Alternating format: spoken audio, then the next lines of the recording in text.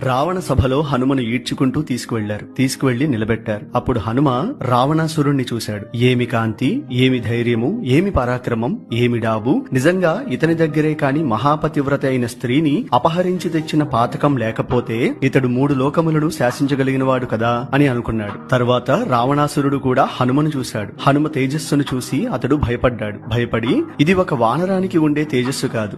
పూర్వం నేను జాంబవంతుణ్ణి చూశాను, వాలిని చూశాను, సుగ్రీవుణ్ణి చూశాను, సుషేనుణ్ణి చూశాను, నీలుడిని చూశాను. వాళ్ళెవరికి ఇంతటి పరాక్రమం, ఇంతటి సామర్థ్యం, ఇంతటి బుద్ధి వైభవం లేవు. ఇదేదో మహాభూతం. బహుశా ఆనాడు నేను కైలాస పర్వతమును కదిపివేస్తున్నప్పుడు నందీశ్వరుడు వానరాలు వచ్చి నీ కొంప ముంచుతాయని శపించాడు. బహుశా నందీశ్వరుడు వచ్చాడేమో అని అనుకున్నాడు. అనుకుని భయపడుతూ హనుమ వంక చూశాడు. నిజానికి హనుమ, రావణాసురుడు ఇద్దరూ జ్ఞానులే, ఇద్దరూ భక్తులే, ఇద్దరూ తపస్సంపన్నులే. కాని హనుమను చూస్తే రావణాసురుడు హడలిపోయాడు. ఎందుకని? హనుమ